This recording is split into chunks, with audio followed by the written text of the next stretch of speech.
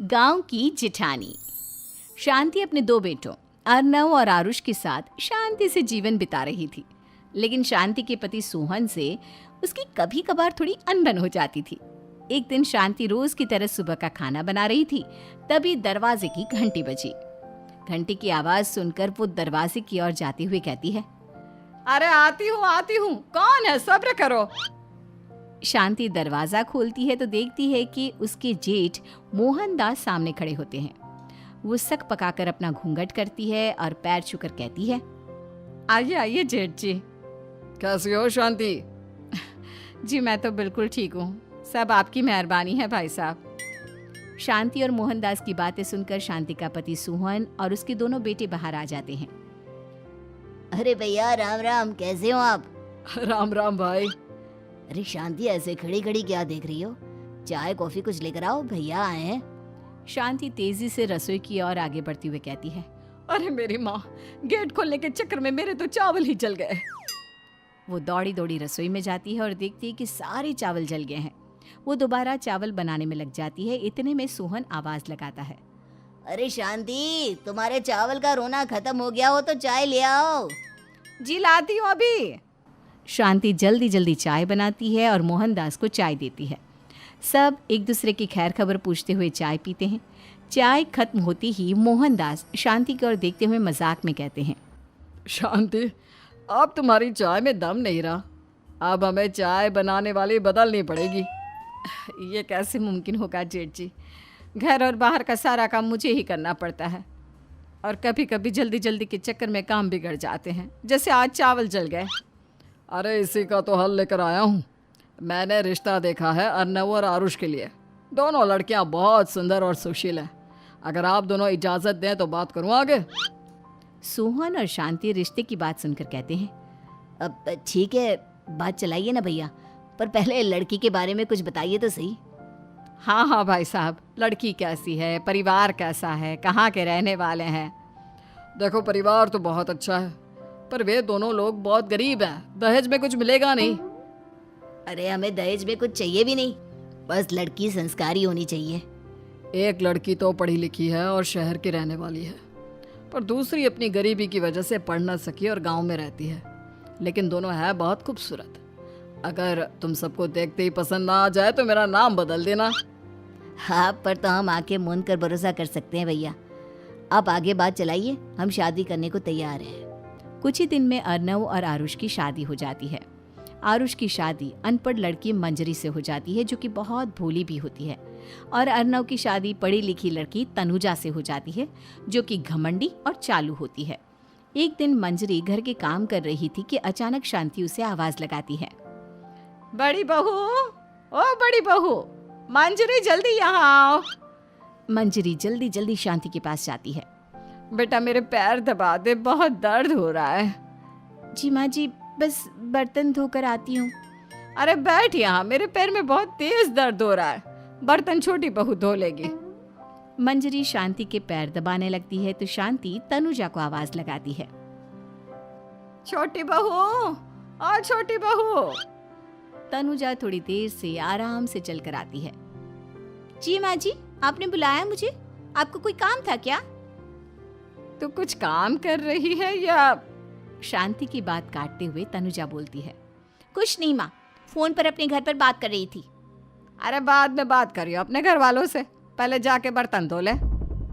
तनुजा मुंह बनाते हुए अपनी जिठानी की ओर देखती है और मन ही मन कहती है, ये महारानी वहाँ बैठी है, ये नहीं कि बर्तन धो ले। मैंने इतनी पढ़ाई बर्तन धोने के लिए की थी क्या? तनुजा दांत पीसकर वहां से चली जाती है। अगले दिन सब दफ्तर चले जाते हैं, तभी डाकिया चिट्ठी लाता है। शांति चिट्ठी लेकर मंजरी से कहती है, बड़ी बहू, जरा छोटी बहू को बुलाना, एक चिट्ठी आई है। मेरी तो आंखें कमजोर है तो मुझसे पढ़ा नहीं जाएगा। मंजरी तनुजा के पास जाकर कहती है, तनुजा, तुम्हें माँ जी बुला रही हैं। मुझ पर हुक्म मत चलाओ, काम बताओ काम। अरे मैंने तुम पर कहाँ हुक्म चलाया, और हुक्म चला भी दूंगी तो क्या हुआ, तुम तो मेरी छोटी बहन की तरह हो ना। तुम जैसी अनपढ़, जाहिल और गांव की गवार मेरी बहन नहीं हो सकती। बेचारी मंजरी तनुजा की बात सुनकर अपना सा मुंह लेकर रह गई। कोई चिट्ठी आई है, माँ जी तुमसे पढ़वाना चाहती है, बस इसलिए बुला रही हैं। मुंह टेढ़ा करके तनुजा मंजरी का मजाक बनाती हुए कहती है, अनपढ़ कहीं की। तनुजा का ऐसा बर्ताव देखकर बड़ी बहू बहुत दुखी होती है। तनुजा को अपनी पढ़ाई का घमंड इतना हो गया कि अब वो घर के कोई काम नहीं करती और अपनी जिठानी का मजाक बनाती रहती। तनुजा का ये बर्ताव अब उसकी सास को भी नजर आने लगा था। एक दिन शांति ने अपनी बड़ी बहू से कहा, मंजरी, तनुजा हर समय तुम्हारा मजाक उड़ाती है, तुम्हें गुस्सा नहीं आता क्या? आता तो है माँ जी, लेकिन मैं क्या करूं? जब भी उसे कुछ बोलती हूँ वो और भी जली कटी बातें मुझे सुनाकर चली जाती है। मैं उसे अपनी छोटी बहन की तरह प्यार करती हूँ, लेकिन उसके दिल में मेरे लिए कोई इज्जत नहीं।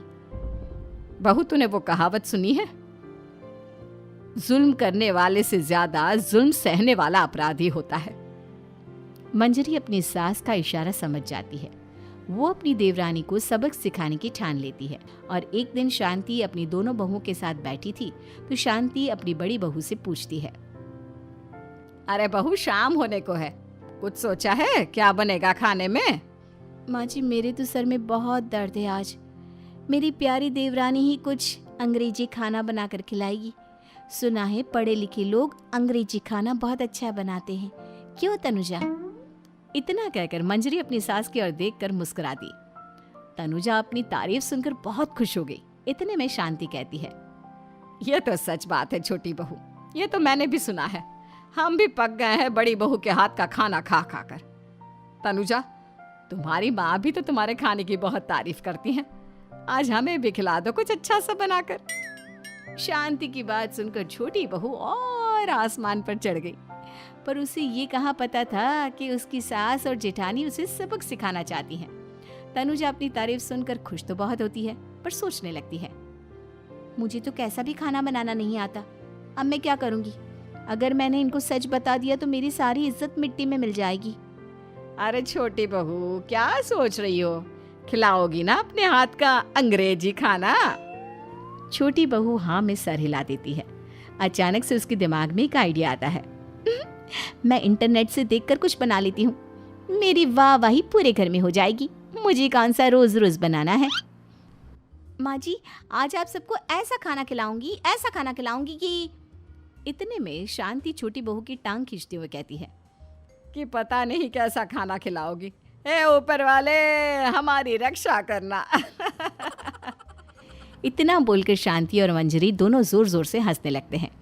अब तनुजा रसोई घर में चली जाती है और खाने की तैयारी करने लगती है, पर उसे रसोई घर की चीज़ों के बारे में तो कुछ नहीं पता। जैसे तैसे सारी चीज़ें निकालती है और इंटरनेट पर देखकर खाना बनाती है। कुछ ही देर में सब लोग घर आ जाते हैं। अरे सुनते हो, आज का खाना हमारी छोटी बहू बना रही है।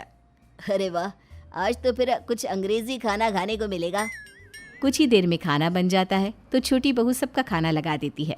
इतने में बड़ी बहू कहती है, क्या बात है देवरानी जी, आज तो बहुत अच्छी खुशबू आ रही है। ये बात तो सही कही बड़ी बहू तूने, खुशबू तो अच्छी है। ऐसी खुशबू तो मेरे खाने में भी नहीं आती। सब मिलकर छोटी बहू की बहुत तारीफ करते हैं और छोटी बहू 7वें आसमान पर बैठ जाती है। अब सभी खाना खाते हैं। जल्दी जल्दी दो, अब तो मुंह में पानी आ रहा है। हाँ, मुझसे भी नहीं रुका जा रहा। जैसे ही सोहन एक निवाला खाता है तो उसकी आंखों से पानी आने लगता है। ये देखकर शांति सोहन से पूछती है, क्या हुआ जी, खाना इतना अच्छा बना है कि आंखों से पानी आ गया? सोहन चुप रहता है और धीरे धीरे से खाना शुरू कर देता है। इतने में सोहन छोटी बहू से कहता है, बेटी तुम भी तो खाओ, तुम क्यों रुकी हो? खाना सच में बहुत अच्छा है। ये कहकर सोहन जोर से हंस देता है। फिर सब खाना खाने लगते हैं, लेकिन खाने में नमक और मिर्च तेज हो गई थी। तनुजा से कोई कुछ नहीं बोलता, बल्कि उसे भी खाने को कहते हैं। जैसे ही छोटी बहू खाना खाती है वो पानी पानी कहकर चिल्लाती है, पानी, इसमें तो पानी। ये खाना तो सच में इतना अच्छा बना है कि हमारे साथ साथ देवरानी जी भी इसके स्वाद को कभी नहीं भूल पाएंगी। सही कहा बहू। तनुजा को अपनी गलती का एहसास हुआ और उसने अपनी सास से कहा, माँ जी ये मेरी गलती नहीं है, इंटरनेट पर दिखाया था कि 4 चम्मच नमक और मिर्च डालने हैं। अब मंजरी को भी मौका मिल गया और उसने तनुजा पर तंज कसा।